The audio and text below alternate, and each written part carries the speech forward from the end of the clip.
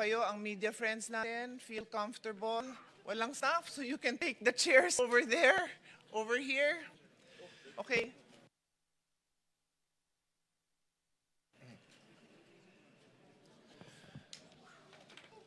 The Blue Ribbon Committee hearing is now called to order. Magandang umaga po sa inyong lahat. Let me start by thanking every single person here. I'd like to thank the staff and our media friends for allowing this event to take place. The reason why I have to thank all of you is because dun sa first floor, may mga nagsasabing hindi papasukin ng resource persons natin. So kailangan ko po silang sunduin. Nung sinundo naman, ang ating staff doon, napakaayos naman, humihingi naman ng mga pangalan, mag-register daw si guest. Sabi ko, there are guests. So walang problema, pinapasok po siya. Maraming salamat sa inyo. Our media friends, you're always welcome to cover.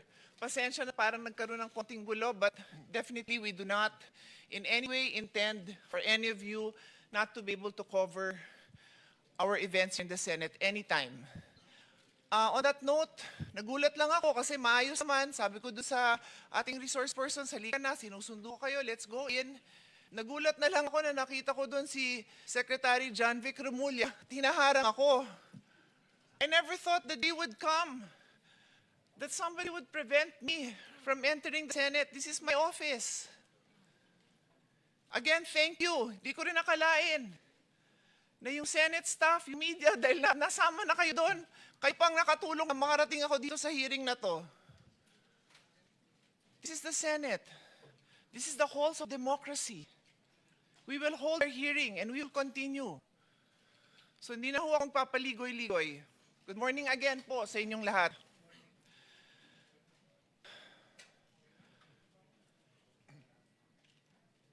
Before I begin, I'd like to address a very important thing. Yesterday, a session was purportedly held by 12 senators, 12 po, in which committee assignments were declared vacant and chairmanship of this very committee, this committee on the Blue Ribbon, was allegedly replaced.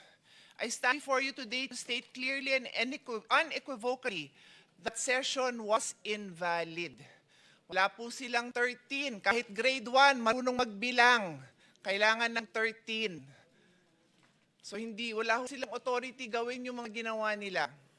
The 1987 Philippine Constitution states, Article 6, Section 2, the Senate shall be composed of 24 senators. May narinig ho kayo 22? Wala, 24. Article 6, Section 16, 2, a majority of each house shall constitute a quorum to do business. Rule 2, Section 2 of the Senate rule states, the officers of the Senate shall be elected by the majority vote of all its members. Majority vote is 13. When 12 senators convene and purportedly held session, how can that be valid? Nung tumayo po si Senator Gatchalian at sinabi niyang, ang dami hong posisyon, di ko na humaalala lahat. Acting, presiding officer, Senate, President, Pro Temp, Acting Senate President.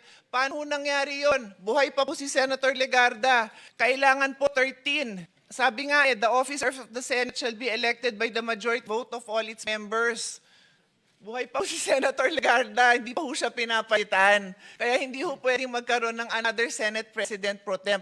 I also say this for the sake of our staff na litong-lito na sa ginagawa ng mga kasama natin. Yan po ang reason kung bakit tuloy ho tayo because I would happily give up this position. Alam niyo po yun, hindi ko pinapangarap na maging chairman dito. I'm just doing my job. So I just needed to lay that on the basis para hindi na issue yon kung bakit ako nag-hearing, kung bakit tayo may hearing today. I have a longer speech, but because of the events that have transpired, I want to give floor to the Senate President, and then I will turn this over to the subcommittee chairman, Senator Marcoleta. I have already issued a letter to him. Later on, babasahin ko, nasa karapatan ko din po yon as chairman of the committee. Kine-question nyo nung sinabi ni Senate President na magkakaroon ng subcommittee. Napakaluwanag din sa rules namin. The chairman can create any subcommittee anytime. It can be verbal, it can be written, it can be text. Lahat na ng versions ng ginawa ko. So valid po itong pag-create natin ng subcommittee. In any case, nandito din po ako. Pero may hearing din po akong isa tungkol sa taxation. Baka maya kailangan ko din sunduin sa baba yung mga mag-hearing ng mga kasama kong resource person for taxation. Anyway, I will give the floor to the Senate President. Thank you. Katotohanan, basis ng ating paniniwala sa Diyos, basis ng ating paniniwala sa isa sa lipunan na to, basis ng ating 1987 Constitution ay katotohanan. Let's start out and make this very clear. This is not against the administration. This is not for the administration. This is not for any political party. I ran in 2022 as an independent. I became Senate President with 13 people with different political belief. This is about the truth. So let me read this into the record. Revised Penal Code as amended by Commonwealth Act number 264, restored by EO number 187. Acts tending to prevent the meeting of the Assembly and similar bodies. The penalty of prison correctional or a fine ranging from 200 to 2,000 pesos or both shall be imposed upon any person who by force or fraud prevents the meeting of the National Assembly, Congress of the Philippines, or any of its committees or subcommittees, constitutional commissions or committees or divisions, or any political board, or city or municipal council or board. Article 144, as amended by Commonwealth Act 264 as restored by EO 187, disturbance proceedings, the penalty of arresto mayor or a fine of 200 to 1,000 pesos shall be imposed upon any person who disturbs the meeting of the National Assembly or any of its subcommittees, committees or subcommittees, constitutional commissions or committees division thereof, or any provincial board or city municipal council or board, or prevent or in the presence of any such body should behave in such a manner as to interrupt its proceeding or to impair the respect due to it.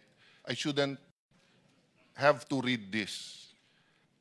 We do not want to put the Senate staff in the middle. But I invite the Blue Ribbon Committee staff, I invite the staff of the Senate, while thanking the Office of the Sergeant at Arms, thanking the ladies and gentlemen who opened the doors to us today, who assisted Senator Pia to make sure that our resource persons are here today. As a point of order, Madam Chair, Rule 3, the President, his duties and powers. Section 3, letter E, to have general control over the session hall, the antechambers, corridors, offices of the Senate. Nandiyan din yung power to dismiss any employee for cause, which dismissal in the case of permanent classified employee shall be in conformity with the civil service laws. I agree, let's not put the burden on the employees, but now it's a matter of conscience. Ladies and gentlemen of the Senate, you know the law. You work for the Senate.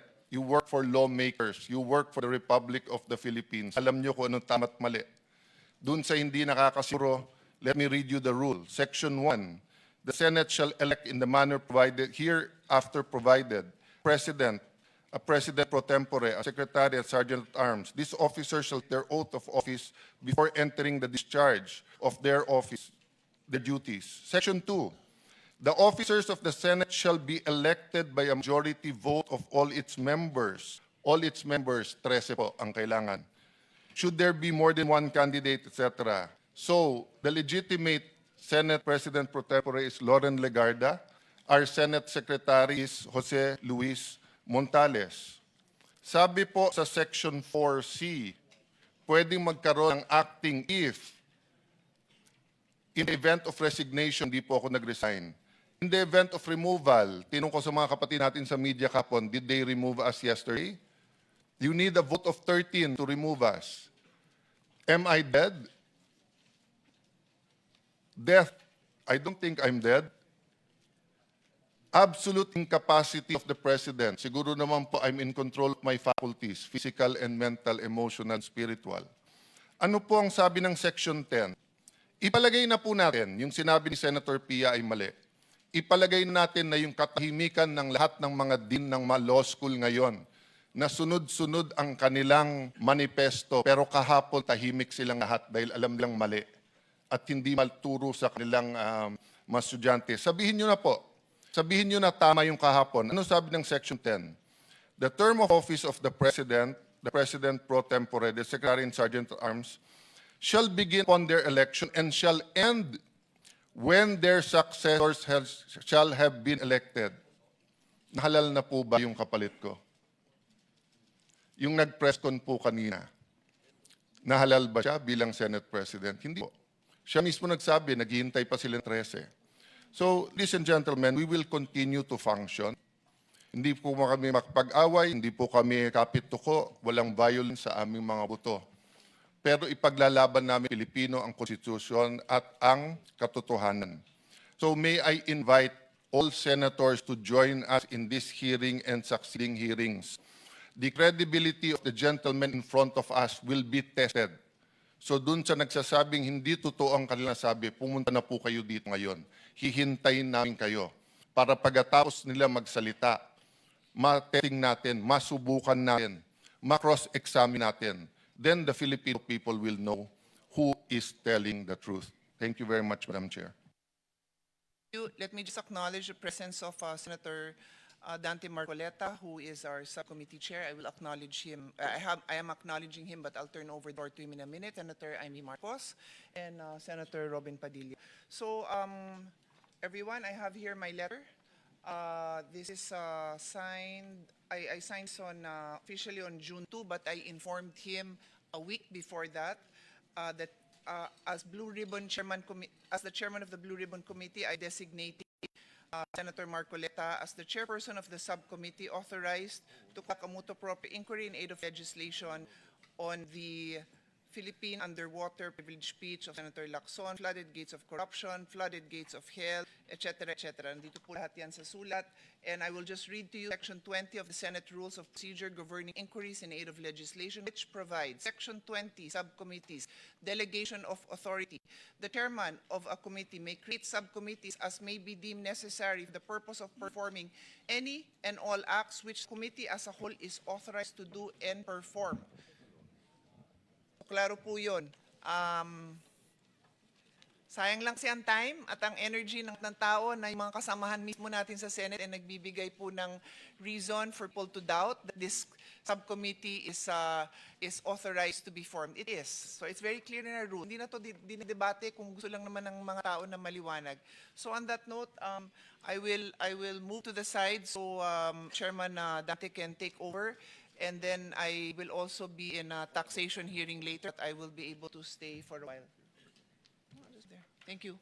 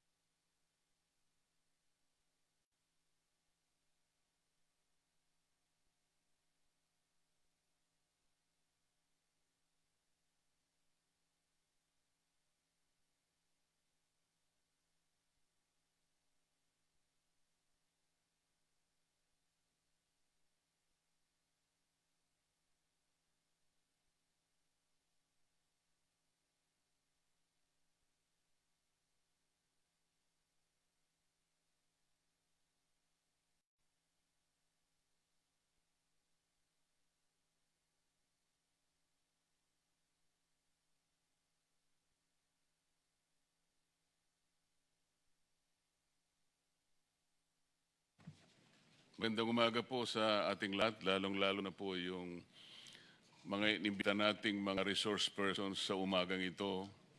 Ngunit nakikita ko lamang po yung matatapang at magigiting na mga ex-soldiers ng ating bansa.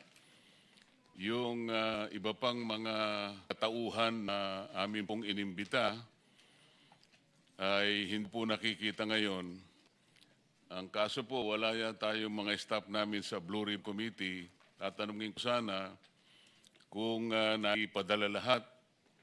Natatandaan ko po kasi sa kauna-una ang listahan po namin ay pinaimbita namin ang former Speaker ng House of Representatives Martin Romualdez at yung dalawang katiwala niya sa kanyang bahay, yung mga executive assistants o personal assistants ni dating Congressman Saldico at inimitahan ko rin ang ombudsman o yung kanyang representative. Natatandaan ko pa rin na naimbita ko rin ang Secretary ng DPWHO, ang kanyang representante sa umagang ito. Wala po sila. Ngayon, ang ibig sabihin nito ay mukhang ayaw nilang igalang ang patawag ng committee ito. Meron din po sana akong babasahing isang opening statement, ngunit nakita ko masyadong mahaba po ito. Sasabihin ko na lang, hindi ko po ulitin ang sinabi ng ating chairperson ng committee sapagkat totoo lahat ang kanyang sinabi. At lalong-lalo na hindi ko na po ulitin ang sinabi ng ating kagalang-galang na pinuno ng Senado, Senate President Alan Cayetano. Ang gusto ko na lamang pong bigyan ng emphasis. Sa sinabi po kanina ni Chairperson Pia, maging ako po ganun din ang damdamin ko. Hindi naman namin pipilitan ang sarili namin na kami manguna sa Blue Ribbon Committee. Nagkataon po nung una ako po inahirang, dala po ng kulin, ay binalikat ko po yon. At sa aking pagkakaalam, ginanap ko po yung tungkulin ayon sa aking kakayahan at sa aking kaalaman. Kaya lang po ay nagtagal sapagkat iba po yung hirang na leader ng aming Senado at nagtalaga sila ng bagong chairman ng ating komite. Kaya pansamantala hindi na po ako naging chairman, ngunit ako'y naging miyembro pa rin. Ang problema lang, nung sila na po ang humawak ng chairmanship ng Blue Ribbon Committee, kayo pong nakakaalam at lahat po ng Pilipino na sumusubaybay sa pagdinig na ito, wala po silang ginawa para ituloy ang pagdinig. Sila lamang po ang may kaalaman ng dahilan kung bakit ayaw nilang ituloy. Ayaw nilang ituloy, gusto pa nilang pagtakpan ang mga taong utak at mastermind ng pinakakarumal-dumal na pagnanakaw na salapi ng bayan sa kasaysayan ng Republika. Yung pong kasama naming 11, na ng 11 sa amin kahapon, wala mang isa sa kanila ang naglakas loob na magsabi, mga kasama, ituloy na natin ang pagdinig na ito. Naghihintay ang sambayang Pilipino. Hindi ba tayo nahihiya? Pera po nila ito. Ipaliwanag natin sinong kumuha, saan napunta, ano nang mangyayari ngayon. Meron po bang nagsalita sa kanila? Isa man sa kanila? Lalo na po yung madaldal sa kanila. Wala po. On record, kayo pong mga participants sa media, nakarami po sa inyo ay bayaran. Sasabihin ko na sa inyo ito. Meron po bang nagsalita sa kanila? Kayo pong members ng media, tinanong niyo po ba sila kung bakit nagpakatahimik sila? Halos 10 buong singkad hindi sila kumuha. Nung kami po ang nagkaisa para manguna uli sa Senado, sumunguna na Senate President Alan Cayetano. Hindi pa po kami nagtatagal. Gumawa na sila kaagad ng paraan para matigil kaagad ang pagdinig. Iisa lang po ang layunin. Iisa lang po ang layunin nila. Pigilin taga at ibaon na sa limot ang tungkol sa pangyayari ng flood control scandal. Wala na pong ibang isyong pinag-uusapan. Wala na po. Kailangan po mapagtakpan, makalimutan, akala nila malilimutan ng taong bayan ang nangyari na isandal sa kasaysayan ng ating bansa. Sino pong makakalimutan inyo? Ngayon po, nandito tayo ngayong umaga. Ang nagkusa lang na dumating dito ay yung mga taong merong pagmamahal sa kanilang bansa. Yung mga taong ang gusto nila malaman talaga kung sino dapat managot sa pangyayaring ito. Yung pong wala ngayon, para ko nang nakita, basahin po ninyo ang isang tala sa banal na kasulatan. Proverbs 28:1. Alam niyo kung ano nakasulat doon? Ang taong makasalanan, ang taong masama, umiiwas, nagtatago kahit walang habol. Ngunit yung taong tuwid, umuungal parang yun.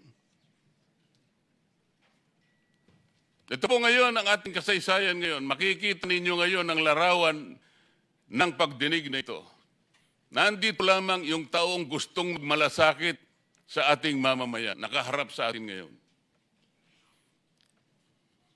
Yung pong wala, ayaw na matanong dito. Pagkakataon na po ngayon, kayong magigiting at matatapang na ex-soldiers nating bansa. Kami po, ako, lahat kami rito ay sumasaludo sa inyong katapang. Ang inyo po sasabihin ngayon ay magiging record na ng kasaysayan ng Senado at kasaysayan na rin ng ating bansa. Hindi naman nanatiling parang naratibo lamang na hindi na pinapansin ng media. Alam ko, binigyan nyo ng kopya ang opisina ng Ombudsman. Pero walang ginawa. Alam po ba ninyo na ang opisina ng Secretary ng DPWH ay nabigay ng isang referral report sa ating Ombudsman noong Nobyembre pa, 2025. Ilang buwan na kararaan. Baka isang taon na, o mag-iisang taon na. 26 pages na referral report para gawan ng complaint ang former Speaker Martin Romualdez. Noong October 2026, o noong April 2026, meron na pong complaint affidavit na ginawa ang Ombudsman laban kay former Speaker Martin Romualdez. Bakit wala pong naisasampa sa Sandigan Bayan? Nauna pa po yung kasama namin. Bakit nila pinipilit na dakpin si Senator Bato? Para sa ganon, madiretso na sa dihig. Para maagnas na yung bilang namin. Yan lang naman po ang punto nila. Makuha nila uli ang liderato hindi sa paraan at proseso na itinatadhana ng aming mga tuntunin.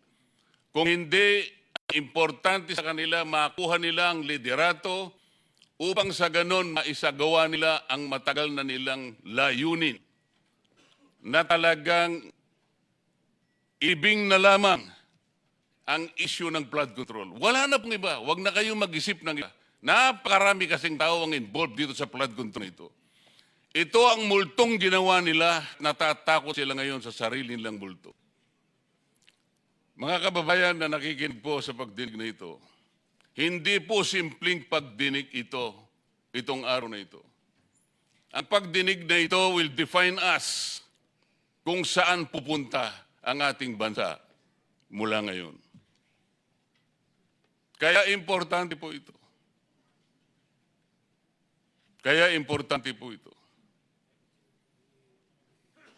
Dahil wala po yung mga importanteng mga taong pinatawag natin at doon sana pasisimulan ng mga tanungan, kayo pong nandito ngayon, tatanungin na lang.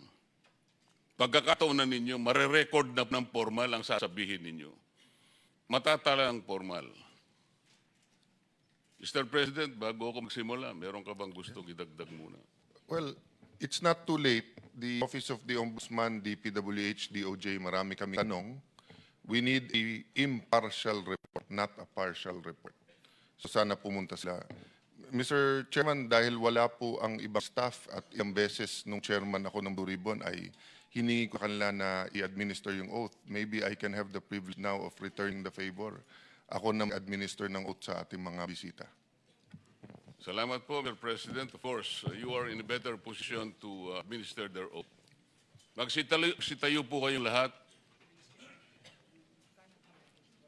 Taas natin ating kanang kamay. Do you swear or affirm to tell the truth, the whole truth, and nothing but the truth in these proceedings? Thank you.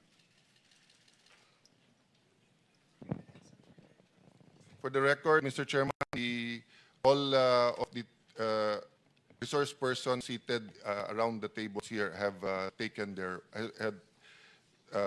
or affirmed their oath. Thank you, Mr. President. Mr. President, for your information, Attorney Rondain, lawyer for Saldico, is in the vicinity, but I received a notice that he is prevented from making his way into this hall. Sana po ay merong makapagkatulong sa kanya para makarating dito.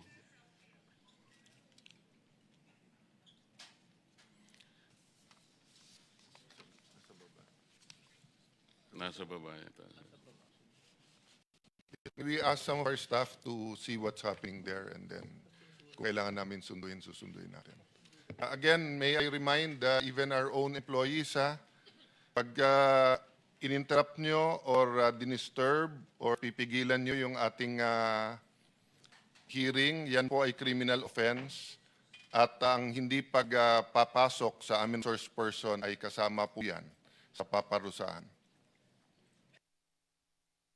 Mr. President,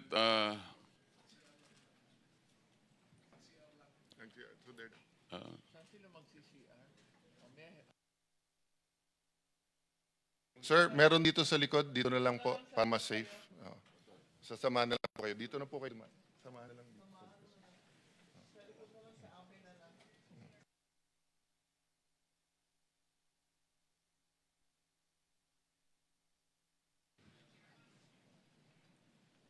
Attorney Baligod, kayo po yung una naming tatanungin dahil magkakaroon po ng pagbabago lang dahil nawala nga po yung at hindi dumating yung mga principal pong mga kasama ninyong respondents para umagang ito.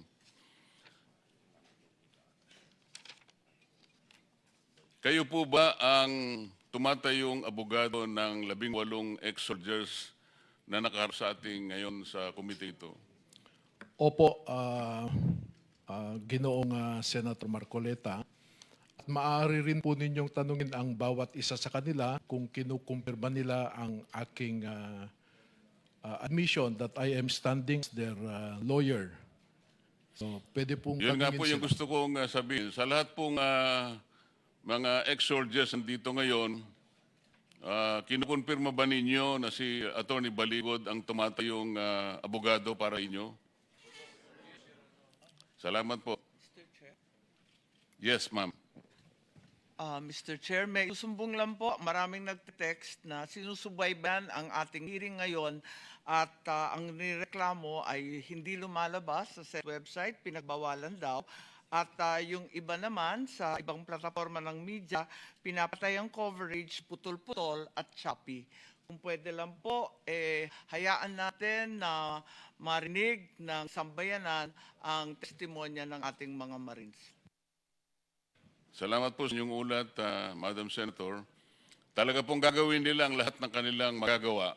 Mr. Chair, I receive information, it's not verified, that the Attorney Bantug, who is not the secretary, ay pinag-utos nga daw to, pati yung, just the website or pay Wi-Fi? Do we have Wi-Fi now in the... What about Wi-Fi here? Okay. Yeah. So, again, no, kung sino in charge nung website, put it on. If not, kasama din po kayo sa nag-i-interrupt, nag-disturb nung proceeding because in the digital age, pag ang coverage ng hearing, you interfere with that, you know, that is part of stopping the public from knowing what is happening here. No? So, again, ayoko kayong maipit, pero hindi man siguro kayo maiipit by putting on live kung ano nangyayari ito. That's a matter of record. Even our non-hearing events, halimbawa may art fair tayo dyan or may EDCOM report, ay pwedeng ilagay sa website natin. So there's no legal issue about broadcasting officially from the Senate. Thank you very much, Madam. Senator Amy and Mr. Chair. Salamat po, Mr. President. Kaya po ng aming sinabi kanina, lahat po ay gagawin nila. Huwag lamang pong matuloy ang hearing na ito, lalong-lalo na po para marinig po ang sasabihin ng bawat isang ex-soldier na nandito ngayon. Sa aming ulitin, maaaring na-impluensya, na-confuse ang iba't naming mga staff dito dahil sa ginawa nila. Akala po nila yung 12 pinangatwirana, nagsasite pa po sila ng jurisprudence, Abilino versus Cuenco, kahit na po bar flanker, kahit hindi po pumasa sa bar, ay maiintindihan niya na hindi applicable yung mga sinasabi nila. Pati po yung sinasabi nila noong panahon ni Senate President Drilon, 12 lamang po ay okay na pong maging quorum. Alam po ninyo, isa lang po para maintindihan lahat po ng mga kababayan nating nakikinig. Ang doktrina po na in-establish ng Korte Suprema, kapag ilan sa amin ay wala sa Pilipinas, halimbawa po, kagaya ng panahon ng Abilino versus Cuenco, isa po sa senador ay wala sa ating bansa. Pagka po ang isa senador ay wala sa ating bansa, labas siya sa coercive jurisdiction po ng Senado. Kaya kung isa ay wala, 23 ang basis ng quorum. Kaya po noon, nangyari po yung 12. Sa panahon po ni Pangulo ng Senado, Senator Drilon, 4 po noon ang wala sa bansa sa iba't ibang kadahilanan. Kaya ang basis po ng quorum noon ay 20. Kaya kahit 11 lang sila, pwede ang quorum. Sa panahon po namin ngayon, ikinulong po nila si Senator Jinggoy. Pero si Senator Jinggoy po di nakakulong sa El Salvador, nandito po sa Pilipinas. Si Senator Bato, wala naman pong determination na nakalabas siya ng Pilipinas. Gusto lang nilang ilabas sa Pilipinas para malusaw nga po yung bilang namin.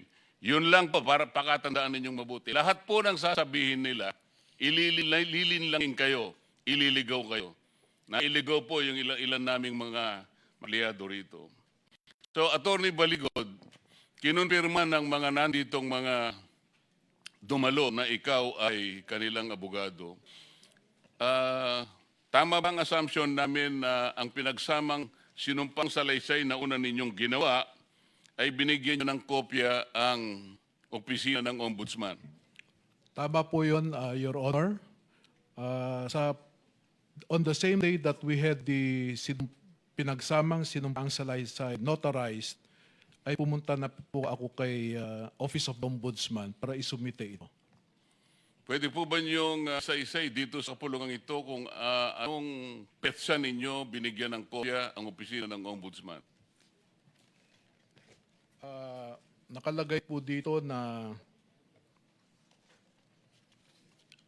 February 26 po, 2026. Sa mga katwid, ilang buwan po yun mula nung maibigay ninyo sa opisina ng Ombudsman? About 98 days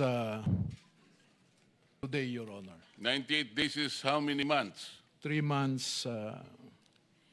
Meron na po kayong tinanggap na komunikasyon mula sa opisina ng Ombudsman na ginamit niya ito, nag-react man lang siya kung anong gagawin niya, kung paano niya itatrato itong pinagsamsamang salaysay ng inyong mga kliyente.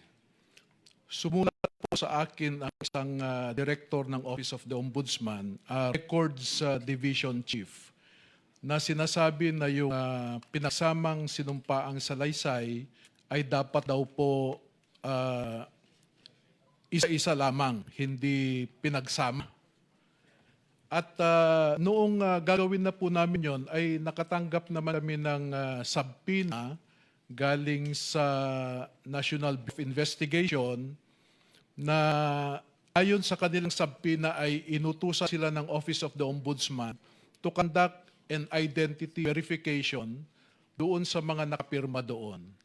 So nangyari po yon, pero nagkaroon kami ng konting tatanong sa NBI dahil ang delegated authority nila ay to conduct identity verification lamang, ngunit pinaghiwa-hiwalay po nila ito si 8 at nag-conduct po silang isang custodial investigation. At pinaalalahanan ko po ang mga investigador ng NBI na kung custodial investigation yan ay entitled ang bawat isa ng abogado. At nag-iisa po ako noon. Kaya ang sabi po nila, di bale, attorney, dahil ipapabasa muna namin sa iyo ang kanilang salaysay pagkatapos. Ngunit hindi po ginawa ng NBI yon at 6 po sa mga 18 ay pinilit nilang pumirma at doon sa nakapirma, 2 ang ginamit ng the Ombudsman's Field Investigation Bureau doon sa kanilang factual investigation concerning former Speaker Martin Romualdez, Zaldico at saka si Atty. Raul Paras, no? At naglas ng isang complaint ang opisina na yon ng ombudsman laban doon sa nabanggit kong 3 at ginamit po nila yung salaysay na naibigay sa NBI, yung salaysay ni Ginoong Esquivel at saka ni Ginoong Navidad po.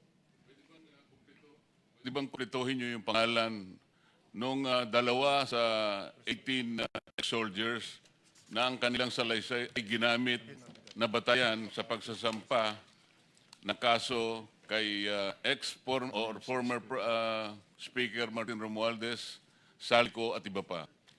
Yung isa po ay si Christopher T. Esquivel at saka si Hil Navdad. Mr. Chairman. Yes, Mr. President. No, just as a lawyer, kumpanyero, and you as a practicing lawyer, no? Hindi ba mali yung procedure ganon? Kasi ang alam ko sa custodial investigation, the person under investigation has the right to choose his lawyer. At kailangan all throughout the custodial investigation, present yung lawyer niya. Hindi pwedeng sabihin ng piskal, ng police, ng NBI o kung sino man, papakita muna namin sa iyo. You're there to advise them all throughout that procedure. Tama po ba ako? Tama po yun, Senate President. Yun po ang sinabi ko. I cautioned the NBI investigator about that. And inadmit nila na alam din po nila yun dahil abogado rin sila. Kaya ako naman, para hindi nila masabing obstructionist po ako, ay pinayagan ko po sila interviewin isa-isa na walang kasamang abogado, but with the condition na pag natapos nila, bago pumirma yung interviewee, ay basahin ko po muna at kasama ako sa pipirma. Ay hindi po yun na sinunod ng ilan sa mga NBI investigators. I'll ask the follow-up questions later on so that we can fast. Thank you, Mr. Chairman. Pero Atty. Baligod, nung ibigay mo itong kopya sa kanila ng pinagsamang sinumpang salaysay, wala naman silang sinabi sa iyo na yung pinagsamang salaysay na yon sa kanyang kabuuan ay hindi nila sinabing walang kwenta, hindi nila sinabing walang saysay. Wala naman po silang sinabi as to the value of the affidavit. Kanya lang gusto nilang isa-isahin. At ipinaliwanag ko nga po na itong pinagsamang sinumpaang salaysay is a common practice when more than one witnesses know similar facts. Palagay ko po ay medyo nagkamali si Ombudsman doon dahil noong PDAF investigation nga po ay ganun talaga ang proseso. In fact, pwede silang mag-action sa isang anonymous na complaint eh. So, ang proseso po talaga sana dyan ay merong reklamo, pwede po nilang i-refer sa kanilang Field Investigation Bureau. I think there are 6 or 7 bureaus na makakandak po talaga ng ganon, question and answer, no? Bago gumawa sila ng isang salaysay. And I am proven right po with regard to that procedure dahil a few days ago, I received a letter from the Office of the Ombudsman na ganun yung gagawin ng proseso. Kaya sa June 11 po, nag-invite sila ng isa at pinapasamahan nila sa akin. Sa June 15, isa umaga, isa sa hapon, at pinapasamahan din po nila. And tama po yung proseso na yon. Yung unang sinabi ng ombudsman na proseso nila ay nagkamali po siya noon. Salamat po. Bago ko ituloy ang aking pagtatanong, let me acknowledge our colleague, Senator Loren Ligarda. Thank you. Good morning, Mr. Chair, Mr. President. Thank you very much. Mr. Chair, may I just make a comment on the earlier statement of Senator Pia Cayetano, if I may? Mr. Chair, yes, you recognized me, right? Yes. I am not AI. I'm alive. And I'm present. Opo, ina-acknowledge ko po na hindi kayo AI dahil Oo. kilalang kilala. Umari ko po kayo, kaya alam ko Opo. po, kilala ko po kayo. Ako po'y nando bilang Senate President pro tempore at membro ng 24 men and women na Senado. At ayon po nga sa sinabi ni Senator Pia Cayetano, so nandito po tayo sa ating pandinig. Kasi may nagtatanong kung nasaan. So hindi AI, buhay na buhay, sa awa po ng Diyos, at hindi nag-resign. At simple lang po, kung merong 13 na boto na kakapagbigay at iba po ang iboboto, I would be more than willing to yield my position. Been there, done that. Just like 2022, sa President Mig Subiri, I was pro tempore and we were ousted by Senate President Chis Escudero and Senate pro tempore Jinggoy Estrada. I more than willingly gave my seat. So just to make it clear, never po tayo nagkakapit ko sa anumang posisyon. Pero dito po ko para ipakita na nandito po tayo at hindi pa po tayo nagre-resign sa ating posisyon. At yan naman ayon sa Rule 2, Section 2 ng Senado. Salamat po. Patuloy ang inyong hearing. Ako po'y makikinig sa ating mga bayani na nandito po ngayon. Salamat. Salamat po, Madam Senator. Attorney Baligod, pakikita ko sa iyo yung kopyang ibigay sa akin at sabihin mo sa pagdingin ito kung itong dokumentong ibinigay sa akin ay kapareho rin nung isinabit mo sa opisina ng Ombudsman. Pakibigay.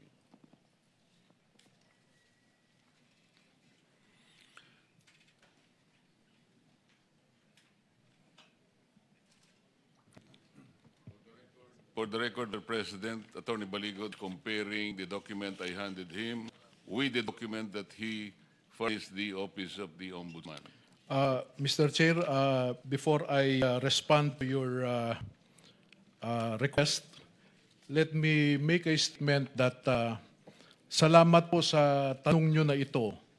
Dahil alam ko po na may umiikot noon sa social media na claiming na yun yung affidavit ng 18 ng mga dating sundalo.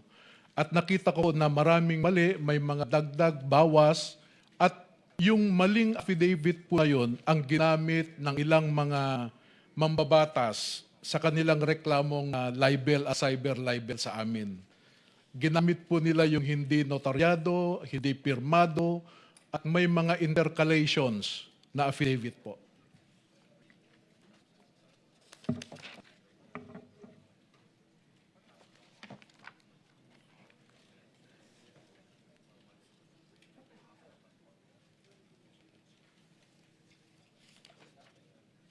Well, Attorney Baligod, Mr. President and colleagues, is comparing the document. Let me acknowledge the presence of Attorney Rui Rondain, who voluntarily presented himself before this committee. You might be able to ask him questions later.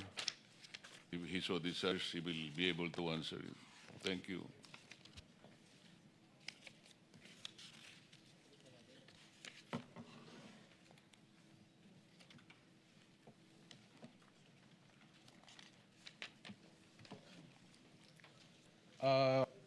Mr. Chair, except for the pagination, and the contents of a specific page, meron pong pagkakaiba, no? Like for example, in page 12, sa amin pong simite sa Office of the Ombudsman,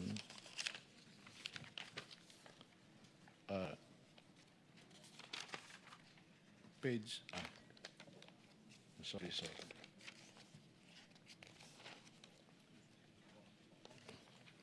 Your Honor, I withdraw my initial statement and I confirm that these are the same.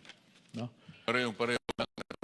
Opo, hindi ko nakita kasi yung isang page kasi nakalimutan ko yung salamin sa sasakyan. Okay. Pero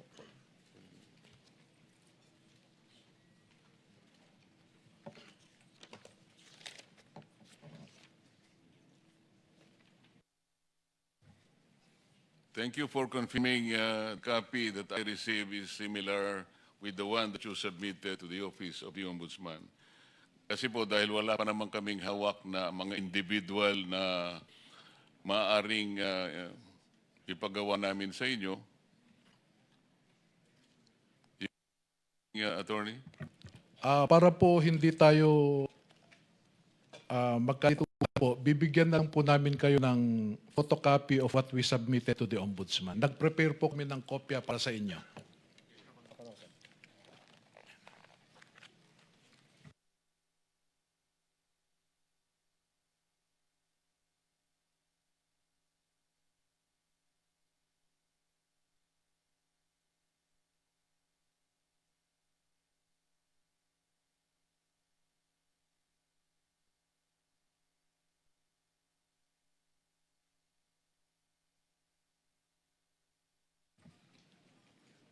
For the record, again, Attorney Baligod gave the chairman as well as my colleagues in the committee a copy of the pinagsamang salaysay of the 18 ex-soldiers. The copy that was submitted to the Office of the Ombudsman sometime in February 2026.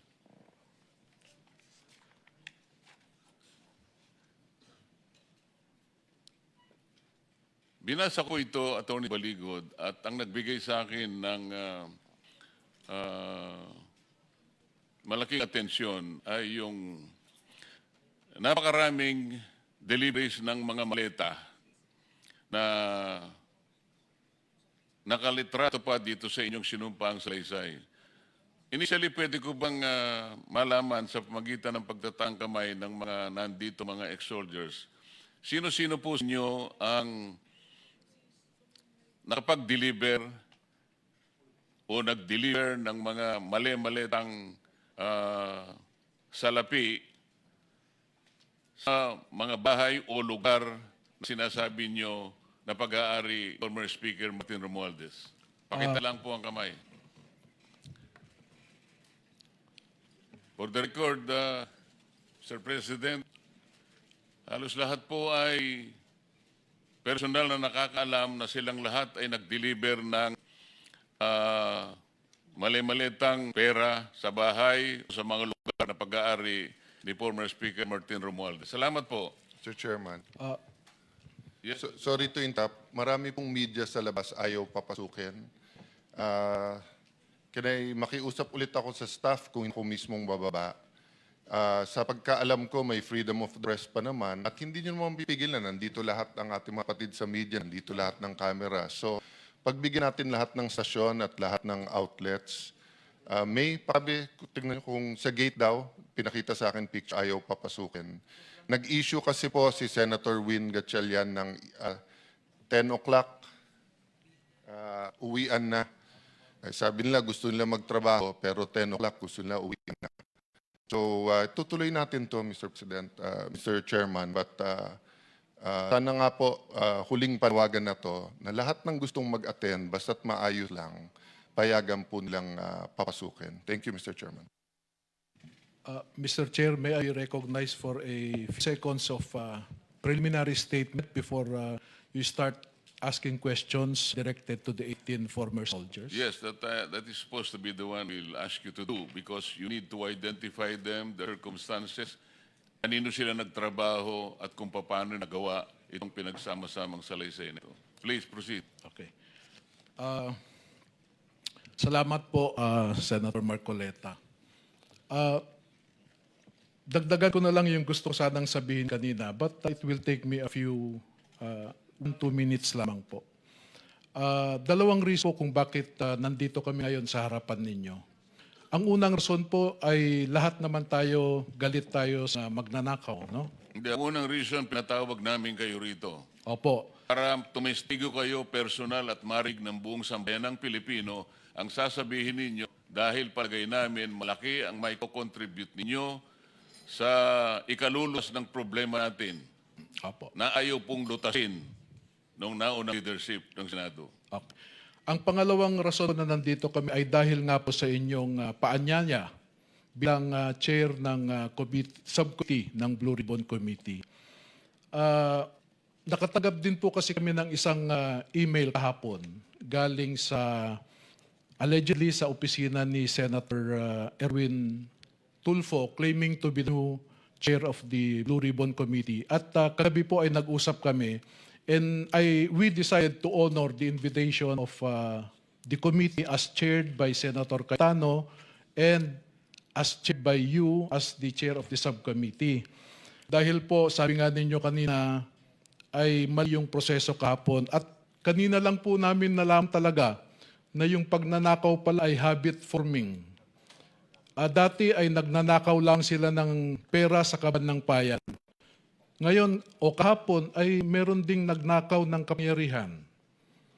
At kanina lamang po pagpasok namin ay gusto rin nilang nakawin ang katotohanan at pagtakpan ang katotohanan sa ating mga kababayan tungkol sa pagnanakaw na ito. Kaya sabi ko nga, habit forming pala ang pagnanakaw. Ito pong affidavit nito ay isinagawa ng mga sundalo pagkatapos ng ilang meeting, no? Kailangan ko po silang tanungin sa kanilang mga nalalaman. At yung nandito po sa kanilang pinagsamang sinumpaang salaysay ay parang bintana lamang po kung ano ang nalalaman nila. Marami pa po silang alam na hindi namin inilagay dito at sinadya ko po na hindi ilahad-lahat because I just wanted concerned agencies of government to look into their allegations. Parang imbitasyon lamang. At gusto naming sa isang formal na investigasyon sana ilalabas ang lahat po. Marami pong wala dito at halimbawa nga po, pardon me if I touch the sensitivities of some. Especially nandito po ang isang ginagalang nating babae na miyembro ng Senado na ito. Pero halimbawa po, personal na witness ng mga sundalong ito, isang miyembro ng ating Senado ay engaged sa human trafficking, namimili siya ng babae. At ipinapakpan ng mga sundalo sa kwarto na nandun yung kasamahan po ninyo. Attorney, sorry ha. Ang problema kasi karamihan ng Senado, lalaki. So pag hindi mo sinabing pangalan, baka hindi kami makauwi ng buhay sa mga asawa namin. So banggitin mo na sino. Basta Masasabi ko po na wala dito. Okay. No? And in due time po ay... Okay, in due time, basta't may personal knowledge ha, basta't hindi marites, go ahead. Pero as much as possible, Mr. Chairman, yun ang request ko. Wala tayong sasabihin na hindi personal knowledge. Pangalawa, pag sinabi ng meron ganito sino, para mapagtanggol niya sarili niya. Inuna lamang po kasi namin itong pagnanakaw, no? Pero yung ibang mga krimen na nalaman namin, ay sabi ko nga, in due time, dahil nakita po namin na ang sitwasyon ng ating bansa ngayon ay delikado pag ikaw ay magbunyag ng isang katotohanan. The executive now has control practically of Congress. And Sorry to interrupt, Sir President, Mr. Chairman, I'll take a leave. Ayaw papasukin pa rin yung ibang media, bababain ko na lang muna. Yes, apropos of that, Senate President Alan, please, nahack po yung website yata ni Chairman Marcoleta at hindi na lumalabas. May lumalabas na nagda-dumps na hack po yung kay Yung Senator Facebook. Marcoleta. Yes. At hindi siya makapag-livestream. May taong nagda-drums, yun na lang ang lumalabas. Nakakapagtaka. Ikalawa, bago kayo sa Senator President Alan at saka kay Chair Marcoleta, ibig ko lang tanungin, bakit po narito ang DILG Secretary John V. Cremulya? Pinagtatakahan ko po dahil ang pagkaalam ko, ang tanging security lamang sa atin ay ang OSAA. Sino ba ang nag-request? Kasi di ba kailangan magtimbre ang PNP, napakarami po nila. Yeah, well, Mr. Chair, we just assume regularity. But we'll find out. No, we'll find out. There was news kanina na ni-request siya to be here by Senator Win, but as we said, Senator Win has no authority. It is the Senate President who has authority over the corridors and premises of the Senate. Having said that, I assume good faith, but puntahan ko lang yung media kasi malapit na yung testimony ng ating mga kasama. Kaibigan po naman natin si Secretary John, subalit maraming nagtatanong kung local government unit o LGU na lamang ang Senate. Yun So for lang. the record, pinapapasok na rin. Thank you for that question, Madam Amy. I'll find out. I just have to take stock. Ilan sa ating mga empleyado ay susunod pa sa legitimate Senate President at ilan ang gustong sundan yung nangyari kahapon. Thank you for that, Mr. Chairman. Sorry for that interruption. Ako, hindi ko na pinagtataka kung nawa nila dun sa aming Facebook page yun. Paulit-ulit ko kung sasabihin sa inyo, lahat po ay gagawin nila. Huwag lamang matuloy ang pagnig na ito at sa anumang paraan ay talagang gagawa sila dahil nga sa kanilang pagtatakip. Wala pong ibang isyong pagtatakpan. Kanina ko pa po inuulit-ulit ito. Dito lamang sila interesado. Hindi sila interesado sa impeachment. Interesado sila dito sapagkat maraming dapat na mabulgar.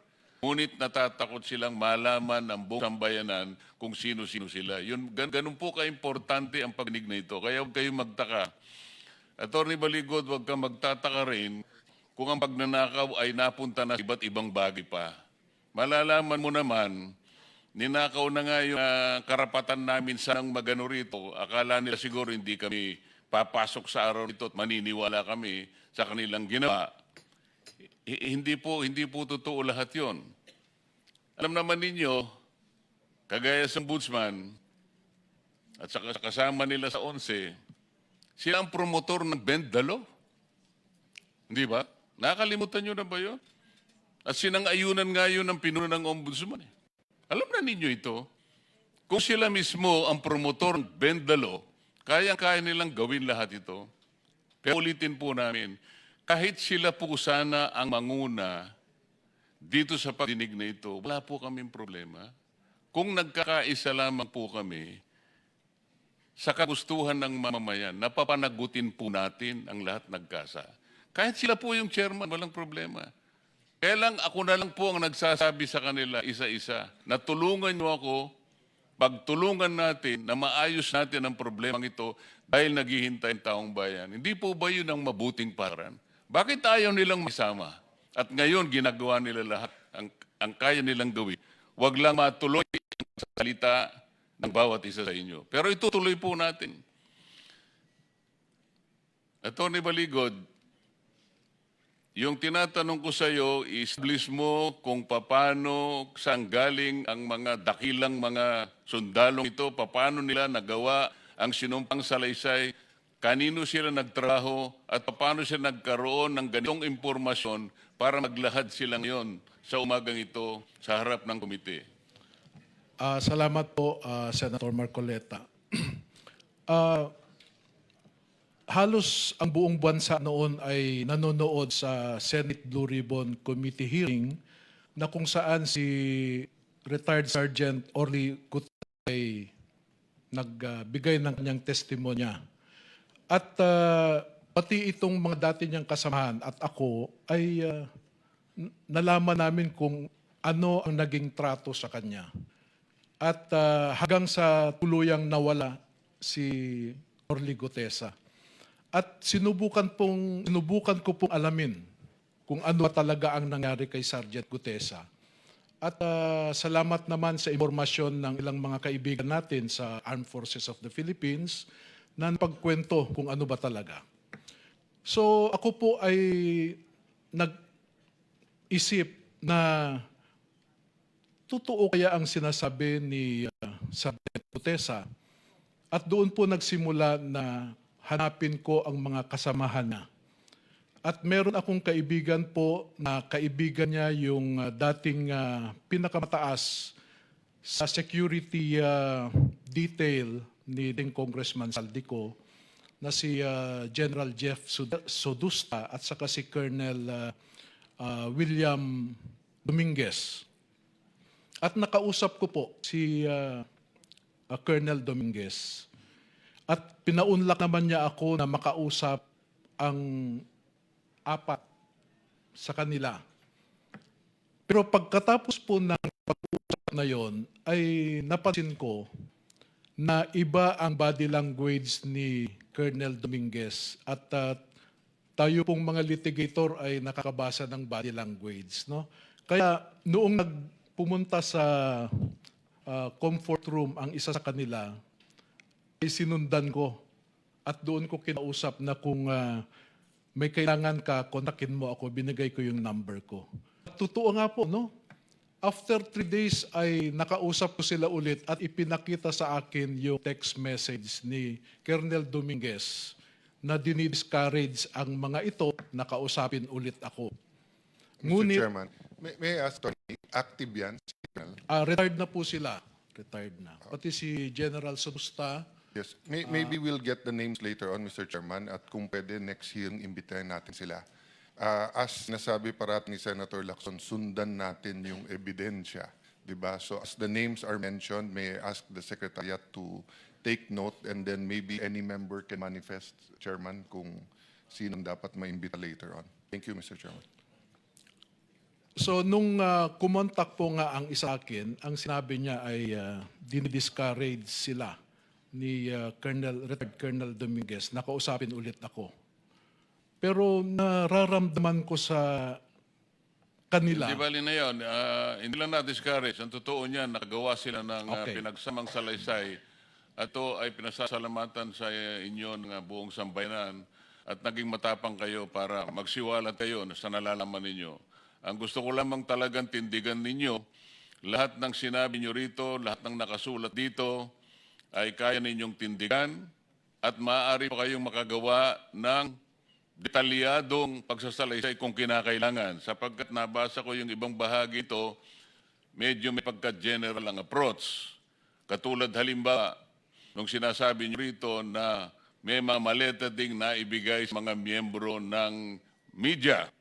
Wala kayong binanggit dito pero inaasahan ko na ididetalya ninyo kung sino-sino ang nabig ng maleta sa panig ng ating mass media. Napakasama po kasi ang magiging resulta, lalong-lalo na kung totoo nga, sa pamagitan ninyo ni-establish natin talaga, kung totoo lahat ito, saan naman kayo nakakita ang taong bayan na nagdidepende ng kanilang impormasyon